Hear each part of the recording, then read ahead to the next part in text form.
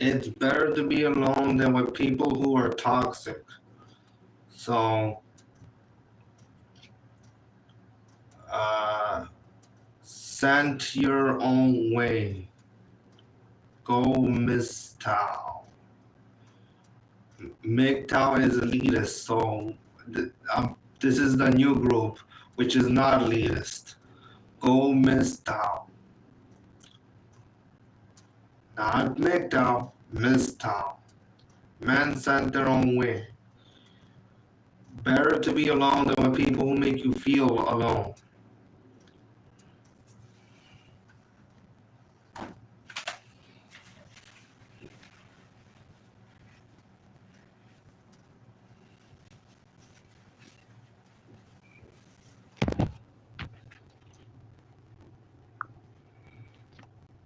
Son, I love you, but it's time to give up these silly little kid games and go into the real world like a real adult. Maybe you're right. Sometimes called a natural amphetamine, stuff this plant's leaves in your cheek and you'll get a jolt of energy. It's been compared to both harmless coffee and life-ruining cocaine. The truth, however, is probably somewhere in between. This is khat.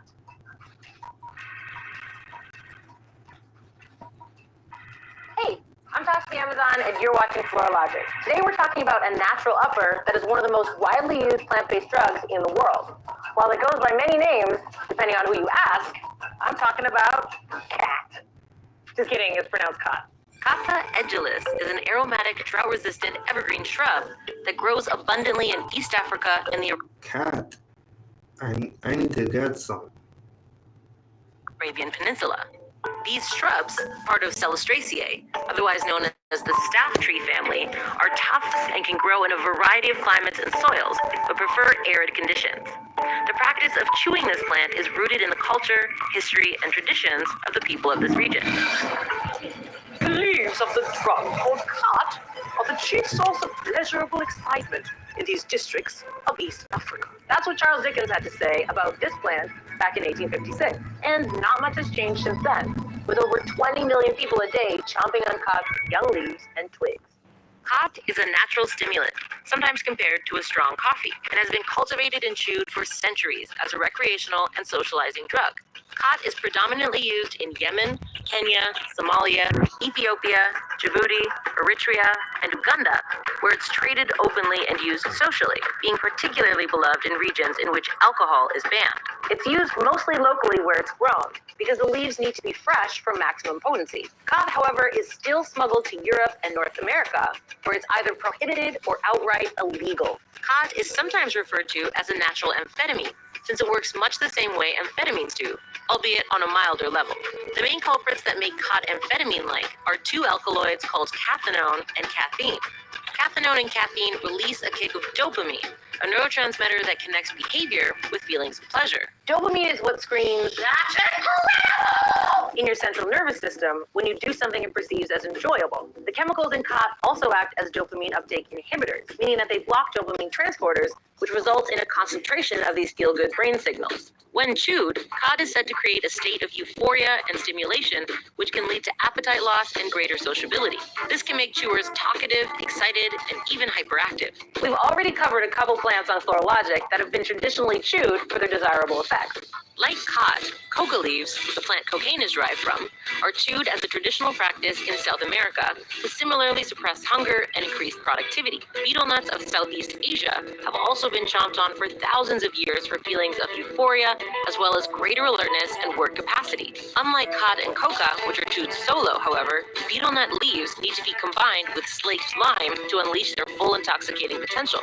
Traditionally, khat is used to assist with study, heavy work, or even just as a morning pick-me-up. Medicinally, khat is used for everything from obesity to fatigue, depression, stomach ulcers, and even male infertility. The first descriptions of khat being used pharmaceutically date all the way back to the 11th century. Khat is most commonly chewed like tobacco and kept in the cheek over hours to be chewed again and again, releasing more alkaloids. Cathinone, the stronger of the two, breaks down in about 48 hours, so freshness is essential to get the biggest kick out of this plant. Cod is said to be pungent, tingly, and drying in the mouth, and it's often taken alongside sweet drinks to mask the astringent flavor. Less common ways to take cod are in the form of dried leaves, which are less potent but can be made into a tea, sprinkled on food, made into chewable paste, or smoked. As with all mind-altering substances, there are some dark sides to cod. There's a long list of unwanted side effects if used excessively. In the wrong user, cod can cause high blood pressure and heart palpitations. It can cause insomnia, irritability, anxiety, dizziness, impaired concentration, and reduced sexual potency in men. Some gastrointestinal side effects include constipation and urine retention. Much like amphetamines that suppress hunger, cod can also cause anorexia. In extreme cases and at high doses, it can even cause paranoid psychosis, mania, and dependency. Cod dependency not only has a physical impact, but also a financial one, as the leaves are not cheap. When it comes to the World Health Organization's stance on cod, let's just say it's been evolving over the years. In 1971, the WHO classified both cathinone and caffeine as Schedule 1 and Schedule 3 substances, with Schedule 1 being the baddest of the bad. By 1980, the WHO had decided that cod only causes mild to moderate psychological dependence, based almost solely on animal models. More recently, the WHO committee reviewed the data on cod and came to the conclusion that its risk for abuse and dependency are relatively low, and that it doesn't pose a significant enough threat to public health to be internationally controlled. So when Dickens said, "These leaves are chewed and act upon the spirits of those using them, much as a strong dose of green tea acts upon us in Europe when it acts agreeably," he might have had the right idea. Then again, this was also at a time when cocaine was considered the newest wonder drug. So who's to say? While cod is mostly consumed by men, its sale in countries like Kenya, where it's known as miraa, is dominated by women. The cod industry in Kenya alone brings in $400,000 a day. The women who sell cod are mostly those who are single either by divorce or death and who started selling the leaves to support themselves and their children. But it's not just sales. Women appear all along the cod supply chain from cultivation to distribution. Because cod is so drought resistant, it's been less affected by climate change, meaning that this source of income is more of a guarantee than other crops. Cod is relatively cheap to grow and doesn't take much more than basic agricultural knowledge to make it thrive. While women in sub-Saharan Africa are grossly underrepresented in most industries, 60% of employed women in this region work in some agricultural capacity, meaning that they overwhelmingly have the skill and knowledge to cultivate this plant. Since it can be harvested 4 times a year, cod also has great yield. And because of this drug's addictive nature, the demand for it will likely never dry up. On the flip side, it's a dangerous business for women, since their farms are always at risk of being robbed, and the farmers themselves are in danger of beatings and sexual assault. Many female cod farmers employ security to protect not just their plants, but themselves as well. Are these women modern-day drug lords or peddlers of a substance no more concerning than coffee? The debate about the good and evil of cod rages on. So what should we talk about next? Let me know in the comments, and don't forget to subscribe for new episodes every week. Toodaloo!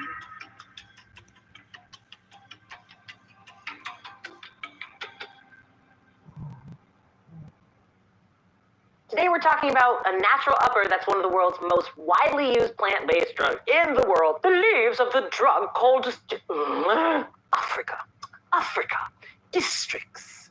Top of the day. Dopamine is what screams, "That's incredible!" in your search and search.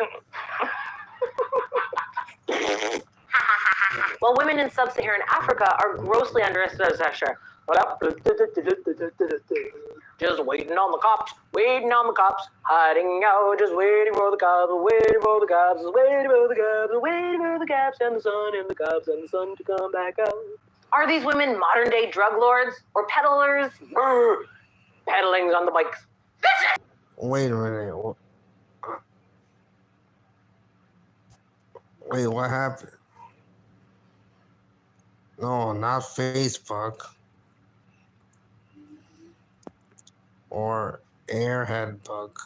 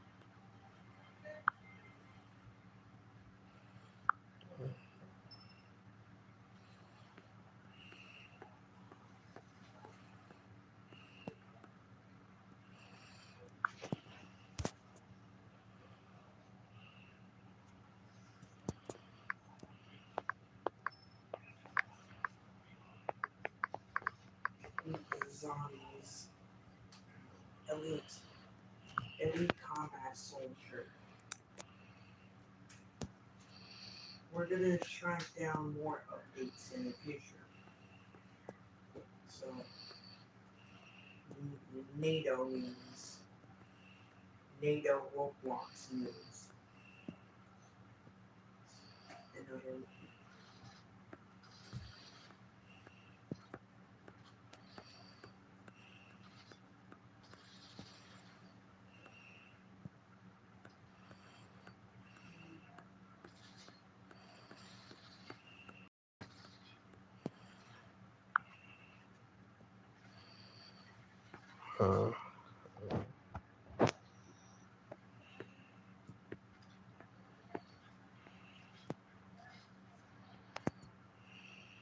New attachment.